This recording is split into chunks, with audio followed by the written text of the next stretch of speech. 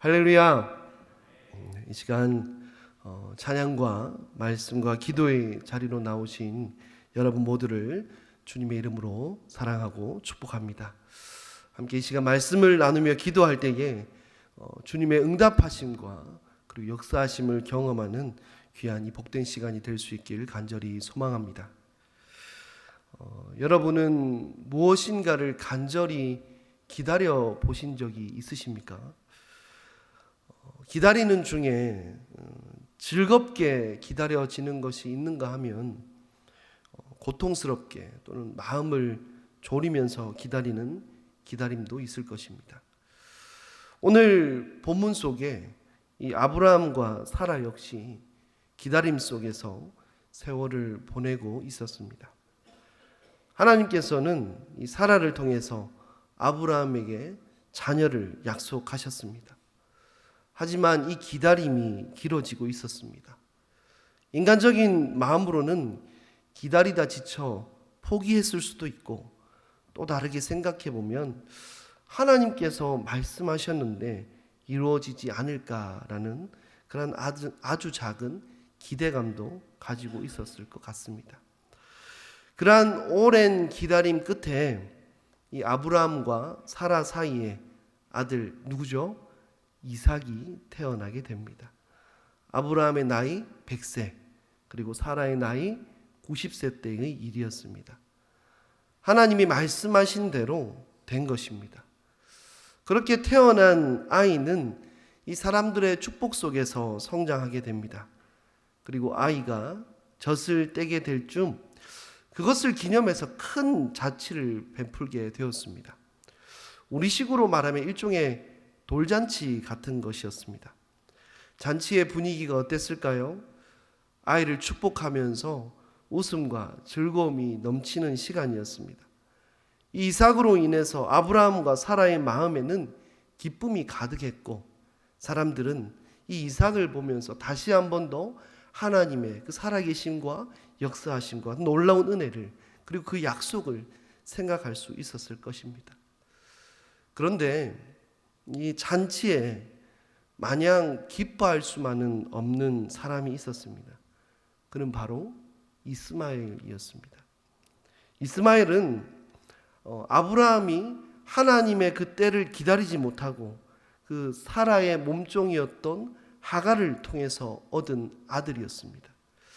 그는 이삭이 태어나기 전까지 아브라함의 그 사랑을 독차지하였습니다.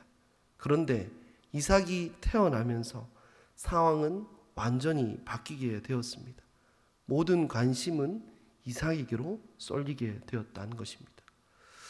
이스마엘의 나이를 짐작해 보면 대략 한 14살 정도 차이가, 이삭과 14살 정도의 나이가 차이가 난다고 그렇게 이야기를 하고 있습니다. 우리나라 나이로 대략 중학생 또는 많아야 고등학생 정도밖에 되지 않는 그러한 나이였습니다.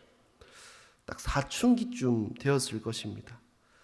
마냥 어린 아이도 아니었고, 그렇다고 어른처럼 성숙한 그러한 나이도 아니었습니다. 그러한 이스마엘에게 이삭을 위해 베풀어진 이 잔치는 어떠한 느낌이었겠습니까? 이 잔치는 이제 더 이상 그 이스마엘 그 자신이 중요하지 않다는 것을 공식적으로 보여주는 그러한 자리였습니다. 이스마엘은 소외감을 느꼈을 것입니다. 다른 한편으로는 이삭이 너무도 미웠을 것입니다. 이스마엘 입장에서 이삭이 얼마나 밉게 느껴졌을 것입니까? 그래서 이스마엘이 이삭에게 어떻게 하였습니까? 성경은 이스마엘이 이삭을 놀렸다라고 기록을 하고 있습니다. 예전에 우리가 보던 개역 성경을 보면 희롱했다라고 기록을 하고 있습니다. 또 사도 바울은 이 사건을 인용하면서 이스마엘이 이삭을 박해하였다라고 갈라디아서를 통해 그렇게 기록을 하고 있습니다. 자신과 나이 차이가 많이 나는 동생, 그는 출생부터가 자신과는 완전히 다른 그러한 아이였습니다. 그리고 자신이 지금까지 누렸던 모든 것을 고스란히 내어놓아야 했습니다. 동생에게 빼앗겼다고 생각했을 수도 있을 것입니다. 그러한 상황 가운데서 눈에 가시 같은 동생을 실제로 괴롭히고 때렸을 수도 있을 것 같습니다. 그런데 더 큰 문제는 사라가 이 장면을 목격했다라는 것입니다. 사라는 이스마엘이 자신의 아들, 그 귀한 아들인 이삭을 놀리고 희롱하는 것을 보게 되었습니다. 눈에 넣어도 아프지 않는 그 아들이 희롱을 당하고 있었습니다. 사라는 화가 머리 끝까지 치밀어 올랐습니다. 그리고 사라는 아브라함에게 말합니다. 이 여종과 그의 아들을 내쫓으라고 말입니다. 사라는 하갈을 여종이라고 부릅니다. 이스마엘에 대해서는 종의 아들이라고 부릅니다. 그만큼 사라가 크게 화가 났다라는 것입니다. 그리고 사라는 이 여종의 아들은 내 아들 이삭과 유산을 나누어 가질 수 없다라고 이야기하고 있습니다. 여종의 아들과 내 아들을 구별하면서 그 둘이 함께 할 수 없음을 분명히 말하고 있습니다. 사라는 이스마엘의 행동을 단순히 10대의 어떤 철없는 행동이 아니라 더 심각한 문제로 보았다는 것입니다. 이스마엘을 이대로 두면 이삭의 자리가 위험해질 것이라고 그는 생각했습니다. 그래서 하갈과 이스마엘을 집에서 내쫓으라고 화를 내고 있는 것입니다. 사라의 이 말을 들은 아브라함은 깊은 근심에 빠지게 됩니다. 사라에게 이스마엘이란 존재가 눈에 가시였을지 모르겠지만 아브라함에게 있어서 이스마엘 역시 또 하나의 아들이었습니다. 어떻게 집에서 내 아들을 쫓을 수 있습니까? 아브라함은 괴로워하며 자책할 수밖에 없었습니다. 사실 이스마엘을 낳은 것은 아브라함 자신이 하나님을 오롯이 신뢰하지 못한 그러한 결과였습니다. 아브라함은 이러지도 저러지도 못하는 상황이었습니다. 이러한 상황 가운데 하나님께서 아브라함에게 말씀하십니다. 어떻게 말씀하십니까? 하나님은 아브라함을 위로하시면서 사라의 그 말을 들으라라고 말씀하십니다. 생각해보면 하나님 뜻이 그렇구나, 그러면 이제 내보내야지 생각할 수도 있지만 우리가 생각하는 그 하나님 어떤 하나님이십니까? 사랑과 긍휼의 하나님이십니다. 너무 냉정하다라는 생각이 들 수도 있을 것 같습니다. 하나님 너무 냉정하신 거 아닙니까? 더 좋은 방법이 있지 않습니까? 사라를 설득하는 것이 아니라 어떻게 그 사라의 말을 들으라고 하십니까? 그래도 이스마엘이 이 아브라함의 핏줄인데 어떻게 단호하게 집에서 나가라고 말씀하십니까? 그리고 하갈과 이스마엘의 입장에서 볼 때도 너무 가혹하다라는 생각이 들 수 있을 것 같습니다. 하갈이 아브라함의 아들을 낳은 것도 어떻게 보면 주인이 시키는 것대로 했던 것뿐입니다. 물론 이 하갈이 미숙했기 때문에 주인을 멸시한 그러한 적도 있었지만 결국 주인의 선택에 의한 피해자 아닙니까? 이스마엘은 어떻습니까? 이 진짜 아들이 태어났기 때문에 집안에서 이 자신의 존재의 그 이유가 사라져 버렸습니다. 인간적으로 충분히 잘못되었다 생각했을 수도 있을 것 같습니다. 하지만 하나님은 지금 어떠한 사사로운 감정 때문에 사라의 말을 들어주고 이삭의 편이 되어서 아브라함에게 말씀하신 것이 아니었습니다. 하나님은 그분의 섭리 가운데 놀라운 계획을 가지고 계셨습니다. 그 계획은 이삭과 이스마엘은 물론 모든 인류가 포함되는 것이었습니다. 하나님의 그 계획이 무엇이었습니까? 하나님의 계획은 사라를 통해 낳은 아들 이삭, 그를 통해 하나님의 사역들, 구원의 역사를 이루어 가신 것이었습니다. 그러한 계획 가운데에 이 하갈을 통해 얻게 된 이스마엘은 이 하나님의 구원의 계획에 들지 않는 그러한 존재였다라는 것입니다. 본문 21장 12절 말씀을 보면 다음과 같이 기록하고 있습니다. 우리 함께 12장 말씀을 다 함께 읽어보겠습니다. 시작. 하나님이 아브라함에게 이르시되 내 아이나 내 여종으로 말미암아 근심하지 말고 사라가 내게 이른 말을 다 들으라. 이삭에게서 나는 자라야 내 씨라 부를 것임이라. 아멘. 하나님의 계획은 이 사라를 통해 얻게 된 아들 이삭을 통해, 그리고 그 이삭에게서 태어나 자라는 그 후손을 통해, 바로 예수 그리스도를 통해 온 세상의 사람들을 구원하겠다라는 그러한 계획이었습니다. 그 구원의 여정의 시작에 있어서 이스마엘은 하나님의 계획, 곧 이삭에게서 나는 자에게는 속하지 않는 존재였다라는 것입니다. 그렇다고 하나님께서 이스마엘을 자신의 계획이 없기 때문에 그냥 내버려 두셨던 것일까요? 그렇지 않습니다. 하나님은 여전히 이스마엘을, 그리고 이 하갈을 기억하고 계셨습니다. 그들을 보호해 주셨습니다. 이스마엘을 통해 하나님의 민족을 이루게 하셨습니다. 하나님의 긍휼은 이스마엘에게서 멀어진 것이 아니라 여전히 이스마엘 그 가운데 함께 하였다라는 것입니다. 아브라함은 결단을 내립니다. 그리고 하나님의 그 말씀에 따라 아침 일찍 일어나 떡과 물 한 가죽 부대를 하갈에게 주어서 이스마엘과 함께 집을 나가게 합니다. 아마도 아브라함이 아침 일찍 이들을 내보낸 것은 다른 사람들과 작별하는데 어려움을 피하게 하고 또 이 광야의 열기를 조금이라도 피하게 하기 위한 그러한 배려였던 것 같습니다. 결국 하갈과 이스마엘은 이 아브라함의 곁을 떠나게 되었습니다. 하지만 시간이 지나고 아브라함에게서 받은 그 양식과 물이 다 떨어져 버려서 이 광야에서 방황을 하게 됩니다. 물과 먹을 것은 다 떨어졌고 이 태양은 광야의 지면을 뜨겁게 달구었습니다. 갈증을 호소하던 이스마엘은 뜨거운 그 열기를 견디지 못해서 관목 덤불 아래에 누워 있었고, 하갈은 이스마엘에게서 멀리 떨어져서 아이가 죽게 될 것을 탄식하면서 흐느껴 울기 시작했습니다.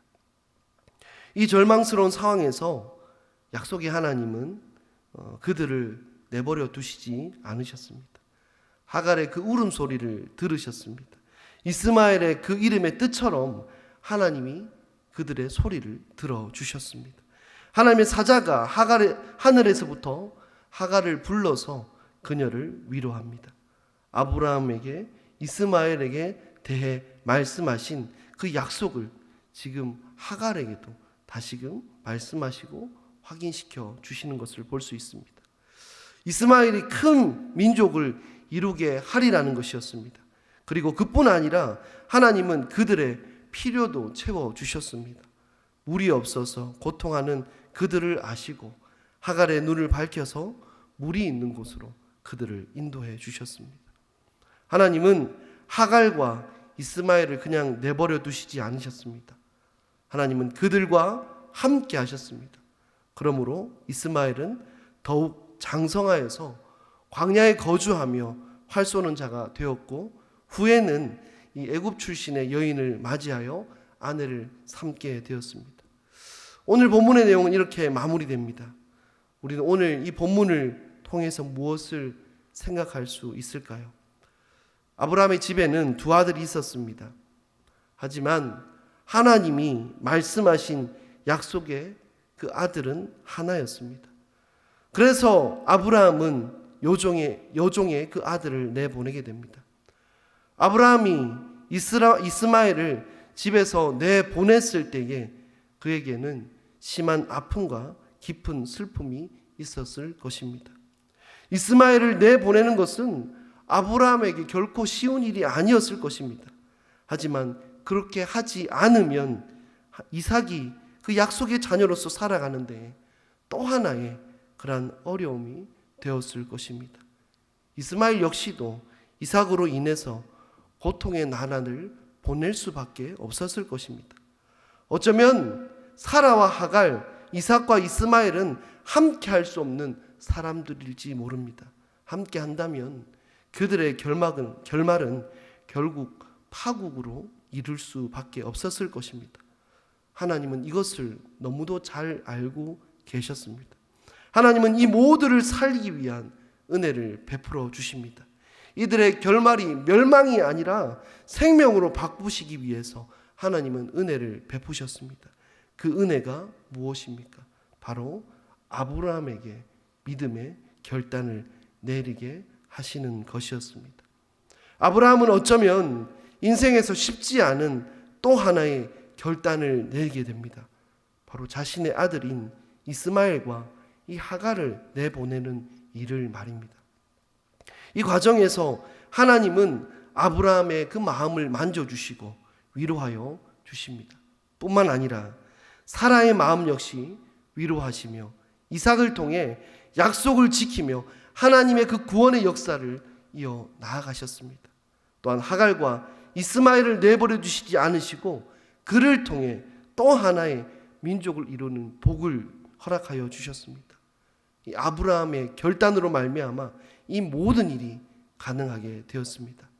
하지만 그보다 더 중요한 것은 아브라함의 이 결단의 이면에는 하나님께서 역사하시고 하나님께서 그 가운데 일하셨다라는 것입니다.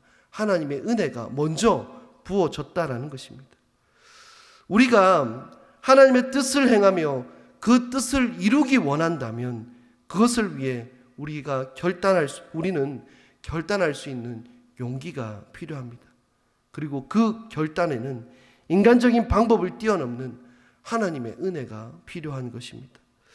아브라함이 괴로워하였을 때 그는 단지 마음으로만 이 문제를 놓고 괴로워하지 않았습니다.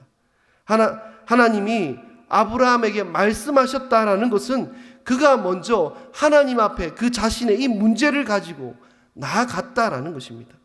인생의 문제 앞에서 그리고 중요한 선택의 순간, 결단의 순간에 아브라함이 한 것은 다른 무엇보다도 하나님 앞으로 나아가는 것. 그 순간 하나님은 아브라함의 그 근심을 만지시고 그 가운데 지혜로운 결단을 내릴 수 있는 말씀과 용기를 허락해 주셨다라는 사실입니다.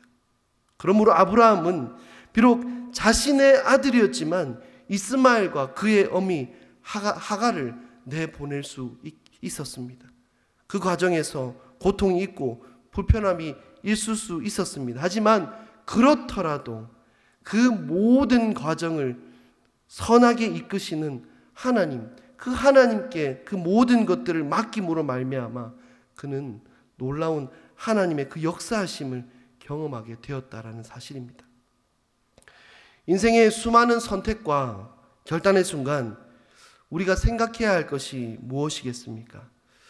오직 하나님 그 한 분만을 바라볼 수 있는 믿음과 하나님의 뜻에 따라 용감하게 결단할 수 있는 그 마음이 필요합니다. 비록 인간적인 생각과 마음으로 볼 때에 힘들고 어려움이 있지만 그것이 하나님의 뜻에 맞지 않는다면 그것을 과감히 제할 수 있는 결단이 필요하다는 것입니다.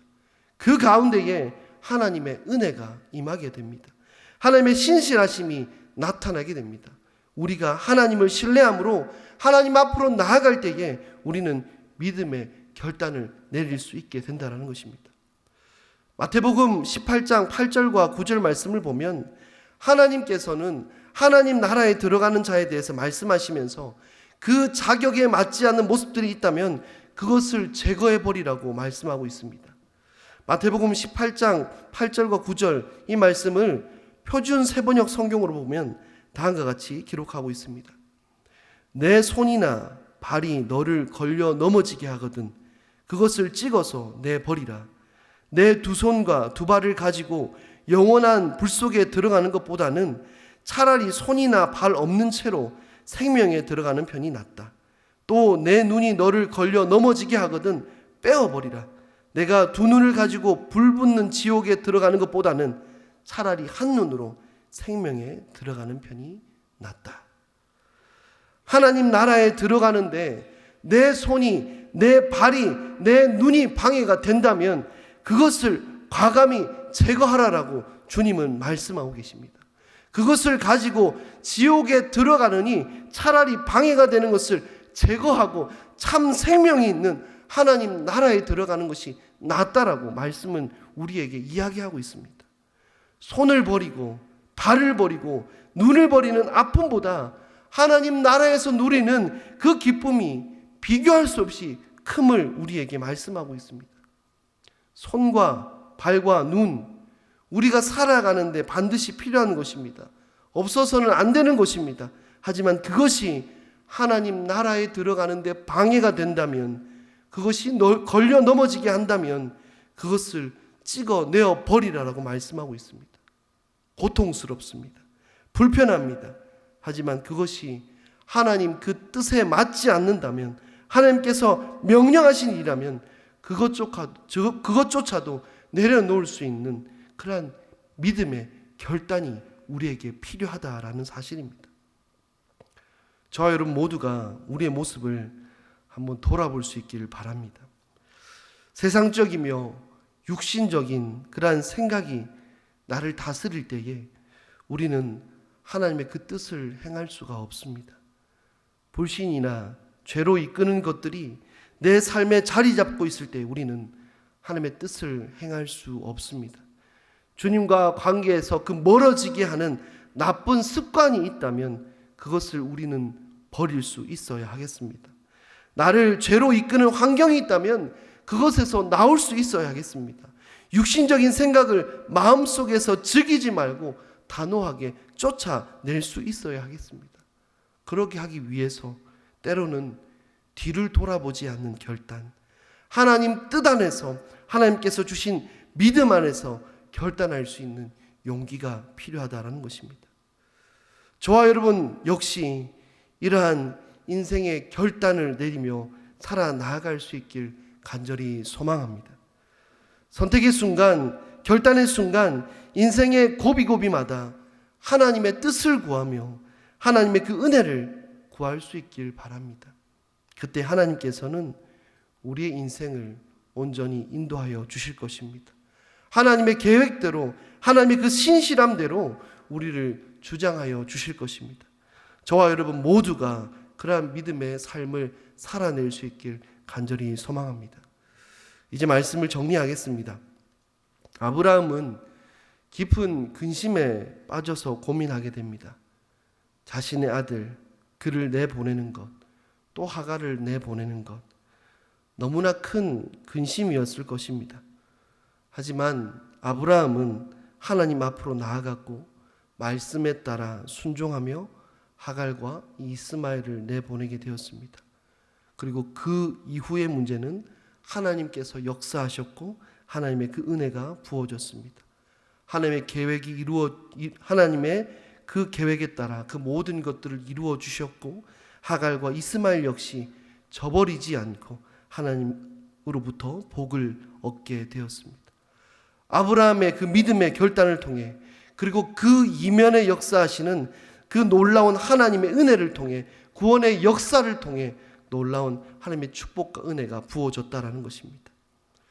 우리의 인생 역시 마찬가지입니다. 인생의 중요한 선택의 순간, 결단의 순간이 있습니다. 우리 모두는 2024년을 마무리하고 또 2025년 이 새로운 한 해를 준비하는 때에 있습니다.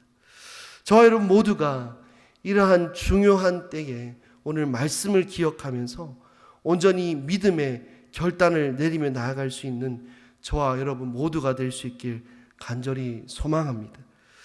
그때 정말 우리가 믿음의 결단, 하나님께서 우리 가운데 역사하시는 그 놀라운 믿음의 결단, 다른 무엇보다도 정말로 인생의 중요한 선택의 순간 하나님 앞에 우리의 삶의 모든 문제들을 내려놓고 나아갈 때에 주님은 그 가운데 역사하시고 함께하여 주신다라는 사실입니다. 하나님께서 우리를 인도하여 주시고 하나님께서 역사하시고 하나님께서 이루어 주실 것입니다.